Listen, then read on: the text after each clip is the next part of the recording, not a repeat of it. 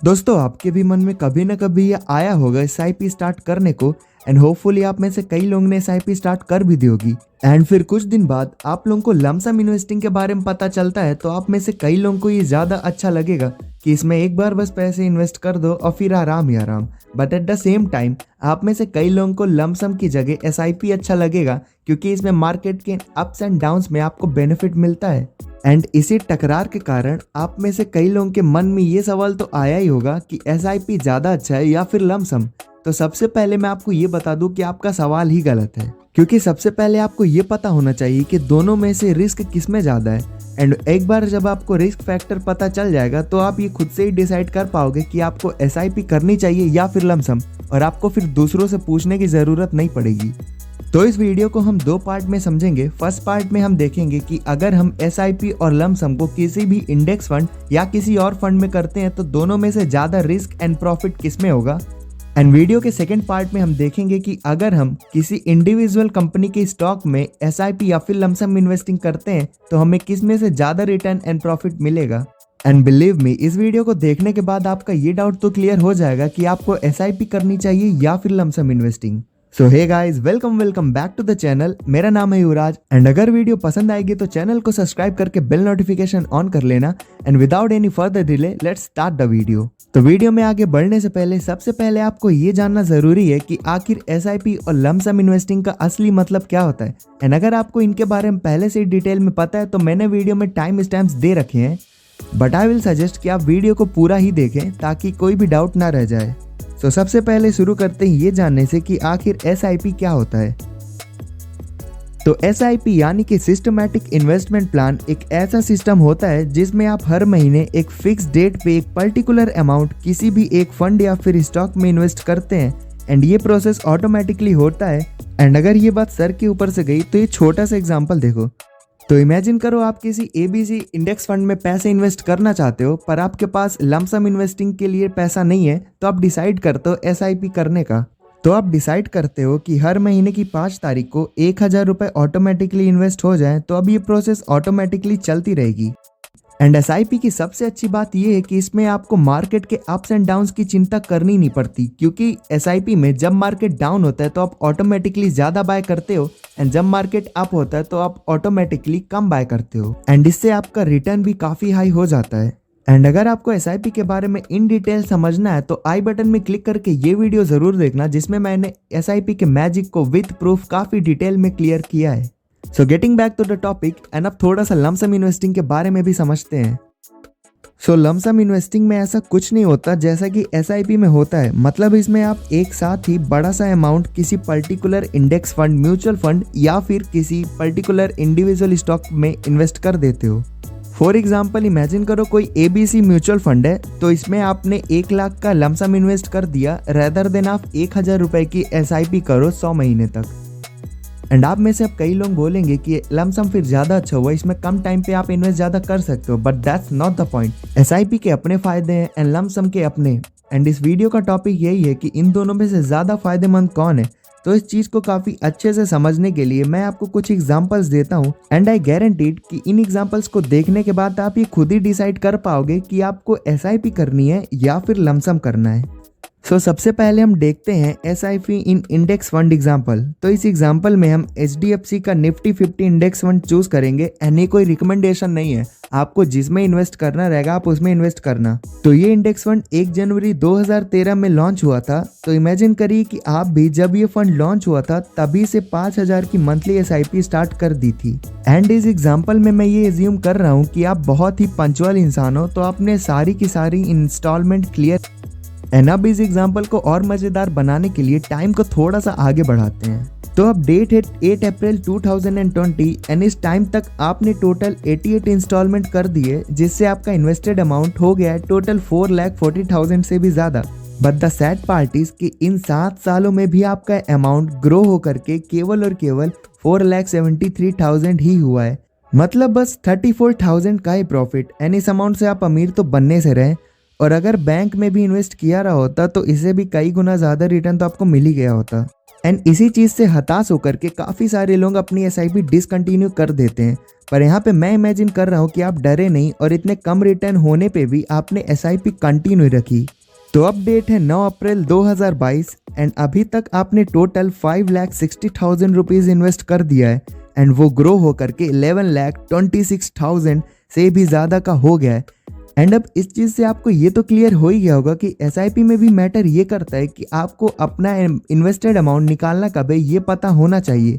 And best option तो ये है कि आप एसआईपी कंटिन्यू करते रहें for the best possible returns. तो एसआईपी की ढेर सारी बातचीत के बाद अब देखते हैं लमसम इन्वेस्टिंग का एग्जाम्पल। एंड लमसम इन्वेस्टिंग के इस एग्जाम्पल के लिए हम निफ्टी 50 इंडेक्स फंड को चूज करते हैं। तो इमेजिन करो आपके पास 10 लाख रुपए हैं, ज़्यादा सोचो मत, बस इमेजिन करने को बोला है। एंड आपने इस 10 लाख रुपए को 4 जनवरी 2008 पे निफ्टी 50 इंडेक्स फंड में इन्वेस्ट कर दिया। और जब आपने ये अमाउंट इन्वेस्ट किया है उस समय मार्केट काफ़ी ज़्यादा अप चल रहा था एंड कुछ ही महीने बाद मार्केट क्रैश हो गया और अब 27 फरवरी 2009 में आपका इन्वेस्टेड अमाउंट 10 लाख से घट करके केवल 4,40,000 समथिंग रह गया है। एंड इसका रीज़न है मार्केट क्रैश। मतलब अगर मार्केट क्रैश होता है तो फिर भले ही आप एसआईपी कर रहे हो या फिर लमसम, फर्क नहीं पड़ता, आपका पोर्टफोलियो घटेगा ही। बट एज यू नो चीज़ें हमेशा ही गड़बड़ नहीं रहती। तो अब मैं इमेजिन कर रहा हूँ कि आप एक ढीठ और डेयरिंग इन्वेस्टर हो, तो आपने अपने पैसे विड्रॉ करके अपना लॉस नहीं कराया था। एंड अब 14 अक्टूबर 2021 को जो ये 10 लाख रुपए आपने इन्वेस्ट किए थे ये ग्रो हो करके 66 लाख से भी ज़्यादा का हो गया है, यानी कि सीधे सीधे 6.6 टाइम से भी ज़्यादा का रिटर्न। एंड ये कोई मैजिक नहीं है, ये है पावर ऑफ कंपाउंडिंग। एंड हाँ, वन मोर थिंग, मैं जो ये बातें बता रहा हूँ ये हवा में नहीं कर रहा हूँ, ये सारी रिसर्च बेस्ड बातें हैं। एंड अगर आप चाहें तो आप अपने एंड से भी फैक्ट चेक कर सकते हैं। सो आई होप कि आपको ये 2 एग्जाम्पल समझ में आ गए होंगे। एंड अब हम देखते हैं कि अगर आप एसआईपी या फिर लमसम करते हैं किसी इंडिविजुअल कंपनी के स्टॉक्स पे तो उसके क्या प्रॉफिट एंड लॉस हो सकते हैं। तो देखो यार, जब बात आती इंडिविजुअल कंपनी या स्टॉक की तो चीज़ें पूरी तरीके से बदल जाती हैं, क्योंकि भले ही आप एसआईपी करें या फिर लमसम, और जब तक आप इन्हें किसी इंडेक्स फंड में इन्वेस्ट कर रहे हैं तो आपको ये चीज़ की श्योरिटी रहती है कि आपका कभी लॉस नहीं होगा। मार्केट क्रैश हुआ भी तो थोड़े टाइम बाद वो रिवाइव होगा एंड आपका पैसा वापस आ जाएगा। कहने का मतलब है कि आपको ये पता होता है कि मार्केट कभी ना कभी ऊपर तो जाएगा ही, एंड जब ऊपर जाएगा तो आपको प्रॉफिट भी होगा। पर इंडिविजुअल कंपनी के स्टॉक्स में इन्वेस्ट करने से ये श्योरिटी नहीं होती कि ये कंपनी अगर एक बार क्रैश होती है तो दोबारा उठेगी, क्योंकि हमारे पास सुज़लोन जैसी काफ़ी एग्जांपल्स हैं। But at the same time हमारे पास TCS, इन्फोसिस एंड विप्रो जैसे भी एग्जांपल्स हैं। तो कहने का मतलब है कि आपको एसआईपी करनी है या फिर लमसम, ये टोटल डिसीजन आपका होना चाहिए। एंड आइडली ये डिसीजन आपका ही होना चाहिए, क्योंकि ज़्यादातर आप अगर दूसरों की बातों में आते हैं तो आप अपना लॉस करवा लेते हैं। तो एसआईपी के बारे में जानने से पहले आपको ये समझना होगा कि आखिर लोग एसआईपी को सही से यूज़ क्यों नहीं कर पाते। तो इसका सबसे बड़ा रीज़न होता है माइंडसेट। देखिए, 2 तरह के माइंडसेट होते हैं, linear mindset and exponential mindset. For example, अगर आपसे कहा जाए कि आप 10 + 10 + 10 + 10 + 10 + 10 + 10 + 10 + 10 + 10 करें तो आप ये सीधे से बता देंगे कि इसका रिजल्ट 100 होगा। And this is called linear mindset. और ज़्यादातर लोग इसी माइंडसेट से अपनी लाइफ को जीना पसंद करते हैं, क्योंकि वो अपना कंफर्ट जोन छोड़ना ही नहीं चाहते हैं। तो वहीं दूसरी ओर, अब अगर आपसे कहा जाए कि 10 × 10 × 10 टाइम्स मल्टीप्लाई करें तो आई गारंटीड यू कि आप में से ज़्यादातर लोग इसका आंसर नहीं दे पाएंगे। एंड ऑफ कोर्स इसका आंसर 100 से काफ़ी ज़्यादा होगा, एंड इसे ही हम एक्सपोनेंशियल माइंडसेट कहते हैं। एंड अगर आपको स्टॉक मार्केट में लंबी गेम खेलनी है तो आपको अपना माइंडसेट लीनियर से बदल के एक्सपोनेंशियल माइंडसेट रखना होगा। एंड ऑल्सो अगर आपको एसआईपी के मैजिक को अच्छे से समझना है तब तो आपको एक्सपोनेंशियल माइंडसेट को समझना बहुत ही ज़रूरी है। तो सबसे पहले शुरू करते हैं ये जानने से कि आखिर एसआईपी होता क्या है। तो एसआईपी यानी कि सिस्टमैटिक इन्वेस्टमेंट प्लान, हम उस सिस्टम को बोलते हैं जहाँ पे आप एक पर्टिकुलर अमाउंट को आप मंथ के पर्टिकुलर डेट पे फिक्स कर देते हैं और वो अमाउंट उस डेट को आपके अकाउंट से डिडक्ट होकर आपके उस फंड पे जमा हो जाता है जिस पे आपने एसआईपी की होती है। फॉर एग्जाम्पल, अगर आपने किसी ABC म्यूचुअल फंड में 5,000 रुपये की मंथली एसआईपी फिक्स की है कि हर महीने की 5 तारीख को आपके अकाउंट से 5,000 रुपीज़ इस म्यूचुअल फंड में इन्वेस्ट हो जाएं, देन ये प्रोसेस ऑटोमेटिकली स्टार्ट हो जाएगी। एंड आपको ये बात ध्यान में रखनी है कि आप जो भी डेट फिक्स करें उस डेट पे आपके अकाउंट में पैसे रहें। जैसे आपकी सैलरी 1 तारीख को आती है तो आप 4 या 5 तारीख को SIP फिक्स कर सकते हैं। तो अब सवाल ये उठता है कि ये काम तो आप खुद भी आसानी से कर ही सकते हैं, तो SIP करने की क्या ज़रूरत है?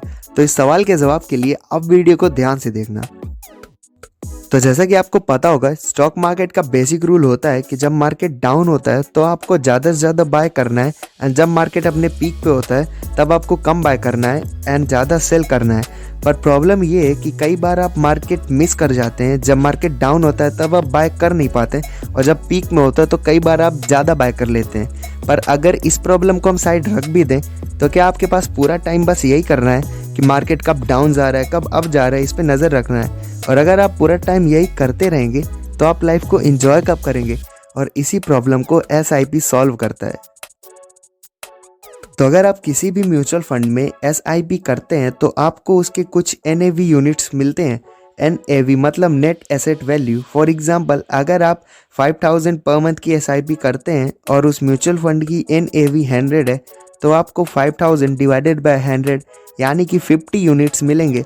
और म्यूचुअल फंड्स की NAV मार्केट के अप्स एंड डाउन के हिसाब से डिपेंड करती है। सो अब इस चीज़ को एक एग्जांपल से समझते हैं। तो फॉर एग्जांपल, आपने ABC म्यूचुअल फंड में 5000 की मंथली SIP की और उस म्यूचुअल फंड की NAV है 100, तो आपको हर महीने 5000 डिवाइडेड बाय 100 यानी कि 50 NAV यूनिट्स मिलेंगे। पर अगर यहाँ पे मार्केट ऊपर जाता है तो अब NAV भी बढ़ेगी, और अब NAV है 150, तो आपको 5000 रुपीज़ के बदले सिर्फ 33.33 यूनिट्स ही मिलेंगे। एंड अगर मार्केट क्रैश होता है तो NAV भी डाउन होगी, और अब NAV है 50, तो अब आपको उसी 5000 के बदले 100 यूनिट्स मिलेंगे। एंड ये है मैजिक ऑफ SIP। जब मार्केट ऊपर जा रहा है तब आप ऑटोमेटिकली कम बाय कर रहे हैं, एंड जब मार्केट डाउन आ रहा है तब आप ऑटोमेटिकली ज़्यादा शेयर्स बाय कर रहे हैं। मतलब अगर मार्केट ऊपर जा रहा है तो भी बढ़िया, और अगर मार्केट क्रैश हो रहा है तो भी बढ़िया। तो ड्यू टू SIP मार्केट के अप्स एंड डाउन्स की टेंशन लेने की अब आपको कोई ज़रूरत नहीं है।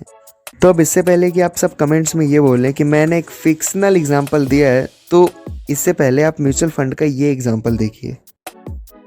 तो JM Core 11 नाम का ये म्यूचुअल फंड था जो कि लॉन्च हुआ था 5 मार्च 2008 में, एंड उस टाइम पे इसकी NAV थी 10। तो टाइम को थोड़ा आगे बढ़ाते हैं, एंड अब 2021 में इस म्यूचुअल फंड की NAV है 10.5। मतलब 13 साल में ये म्यूचुअल फंड केवल 5.6% ही ग्रो हुआ है। एंड अगर इसकी ग्रोथ को हम CAGR में देखें तो ये केवल 0.36% का ईयरली कंपाउंड इंटरेस्ट है। तो अगर आसान लैंग्वेज में बात करें तो अगर आपने 2008 में इस म्यूचुअल फंड में 1 लाख का लमसम इन्वेस्टमेंट किया रहा होता तो अभी भी इसकी वैल्यू 1 लाख से बढ़ करके केवल 1,05,000 रुपीज़ ही होती, और इससे ज़्यादा रिटर्न्स तो आप किसी भी FD से भी आसानी से पा गए होते हैं। और अगर आप सेंसेक्स वाली ग्रोथ लाइन को देखें तो मार्केट ने तो ठीक ठाक परफॉर्म किया, पर इस फंड ने नहीं किया, क्योंकि इसका रीज़न है कि ये म्यूचुअल फंड मार्केट क्रैश होने के जस्ट पहले ही ओपन हुआ था। पर ये सब तो कहने वाली बातें हैं। तो अब देखते हैं कि अगर आपने इस म्यूचुअल फंड में लमसम इन्वेस्टमेंट की जगह SIP के थ्रू इन्वेस्ट किया होता तो क्या होता। तो अब इस वीडियो को ध्यान से देखना।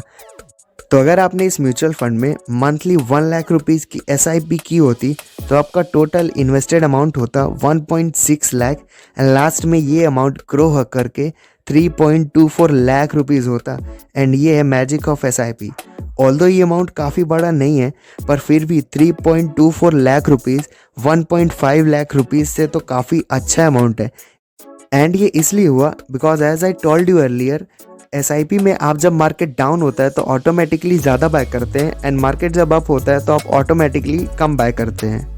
एंड इस चीज़ को हम टाइम डाइवर्सिफिकेशन कहते हैं। बट लमसम इन्वेस्टिंग में टाइम डाइवर्सिफिकेशन जैसा कोई कॉन्सेप्ट नहीं होता।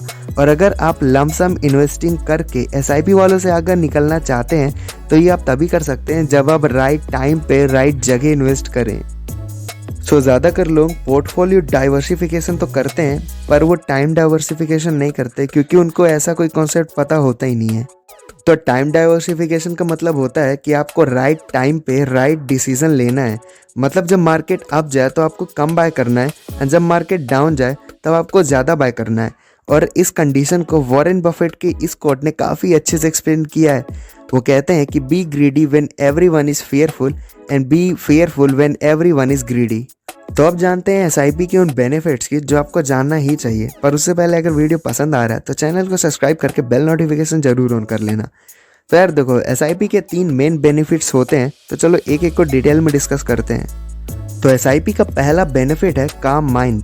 ओके, सो ये कोई मजाक नहीं है। सो आंसर मी कि आप इन्वेस्टिंग क्यों करते हो, ताकि आपकी वेल्थ क्रिएट हो सके और आपका पैसा आपके लिए काम कर सके।